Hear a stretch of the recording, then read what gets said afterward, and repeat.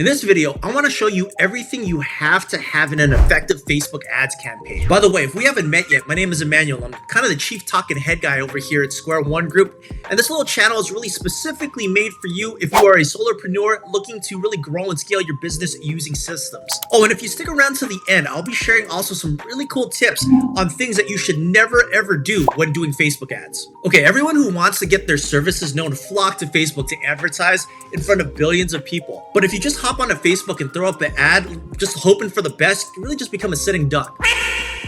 Now, the goal here is to help you understand the language commonly used in Facebook advertising. Starting off with a campaign. Now, this is just a series of messaging that is specifically designed to have one theme of promoting your service. Next, you have your ad set. Now, this is like your blueprint. It's where you control your budget, your scheduling, and your target audience. All this stuff belongs inside of the ad set. Next term is custom audiences. These are essentially the people that get in touch with your brand or engage with your stuff, and they'll be receiving essentially a retarget or remarket of your ads. Next is a term called lookalike audiences.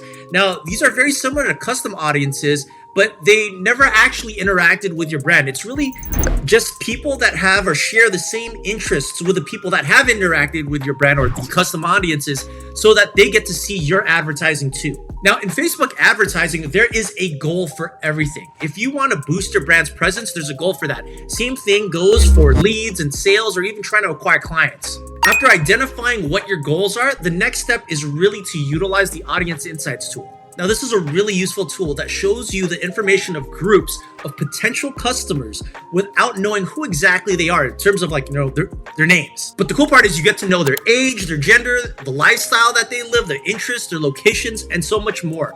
With the exception, of course, their names, because that's kind of a privacy thing. So, for example, let's say that you're a gym offering gym subscriptions and use Audience Insights. You'll see that your potential customers maybe not only just like working out, but they also maybe like outdoors and they like hiking. Now, this intel, it's really important because once you find this out, then you can start personalizing your ads just for them. Now, if this is going to be your first time launching ads, I want to help you set the expectation now. It's going to be hard and you're going to have to experiment a lot to actually get it to work right.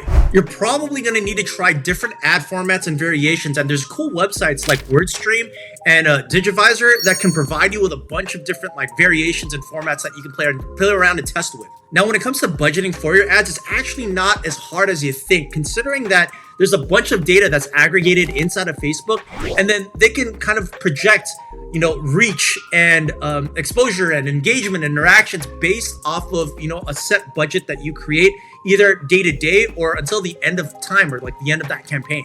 It's a really, really cool feature that essentially shows you how much people you can potentially reach and how much potential engagement you can get based off of a set budget. It's like a cool little predictable calculator. So with that, you can start testing the waters and really start adjusting as you go. Okay, now we got some basic definitions out of the way. Now let's talk about creating compelling ads. And I need to start by saying that visuals are a goldmine for making your ads go far. That said, they have to be something vibrant enough to make the person or the viewer or whoever your potential customer think that, hey, this looks really cool. I gotta click on this or I gotta watch this. You can do this by kind of messing with a couple different things like color psychology, composition, and different types of imagery. So going back to that example I mentioned earlier about offering gym subscriptions, and let's say your audience, or you find out through Audience Insights that your audience likes to hike. Well, a really compelling idea for an ad would be maybe a hiker with a backpack with a 45 plate attached to it. That's something super unique. And that will definitely make a really enticing visual that would make this potential client, your audience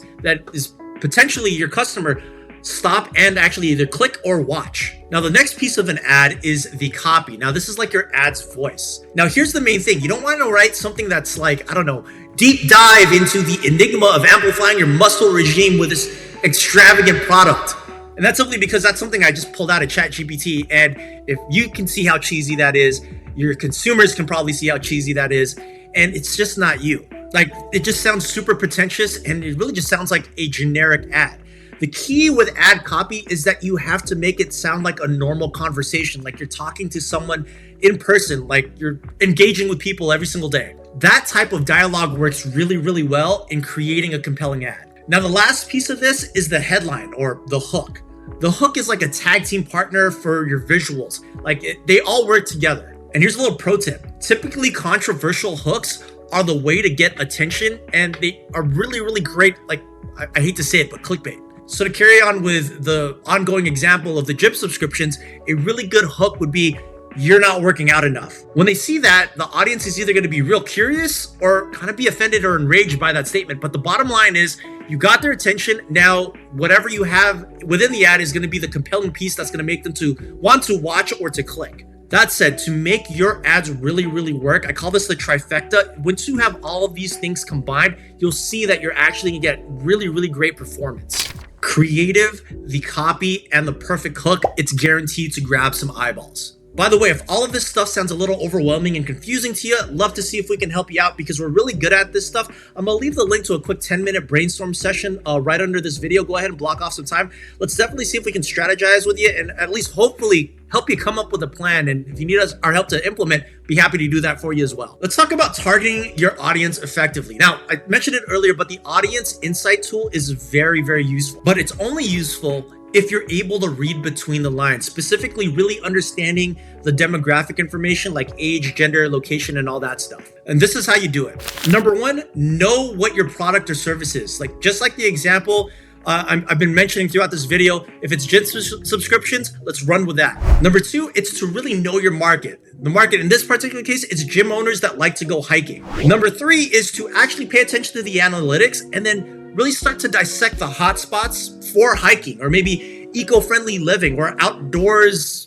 things, and use this information to expand your reach to really target more people that align with these interests. And these can include groups of people that are into maybe wellness, health, like I said, outdoor activities, and you can really just expand on that. And the cool part about the Facebook Audience Insight tool is it's going to give you kind of just data that you can start to pick apart and piece away all of these insights to start really growing the reach of your ads. And if you apply the information that you uncover from Audience Insights, you're guaranteed to have more exposure to more of the right people, not just the people you're targeting if you're just, only targeting, gym enthusiasts. All right, next important thing, generating leads is one thing, but making those leads convert is what's really gonna drive your ads to succeed. And you do this by retargeting them. It's essentially giving them a nudge or a gentle reminder that, hey, you interacted with one of my ads, it's me again. Hey, I hope you're still interested in my services, or maybe I'm just reminding you about my services because now you're ready to actually work together. Okay, next piece of this. Let's say that your ads are completely done. They're up and live for everyone to see on Facebook. Hey, guess what? You're only 20% of the way there. There's still the remaining 80% of how the ads will actually perform. And this is the really important part. It now becomes all about understanding your analytics. And this is where the Facebook Ad Manager comes in. Your Facebook Ad Manager shows you the impressions, the CTR, the conversion rates, and the return on ad spend, or also known as ROAS. Let's define some of these words real quick. Now, impressions is the number of times your ad was seen. This is a measure of reach, not engagement. Next is click-through rate, or CTR.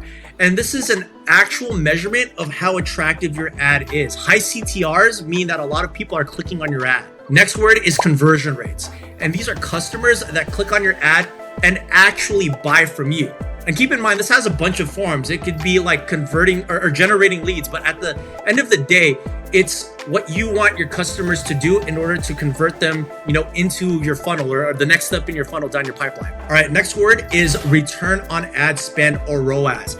And this is the value you're getting from the amount of money you're spending on your ads. Think of this like the best KPI bang for your buck measurement. It lets you know exactly what you're earning from your investment in ads so that you're not losing money. All right, there's a bunch of other metrics that you can track, but these are by far the most important metrics to be looking at inside of your Facebook Ads Manager. So let me give you a quick example on how to interpret some of this information. It's like, let's say that your CTR, your click-through rate is high, but your conversion rate is low.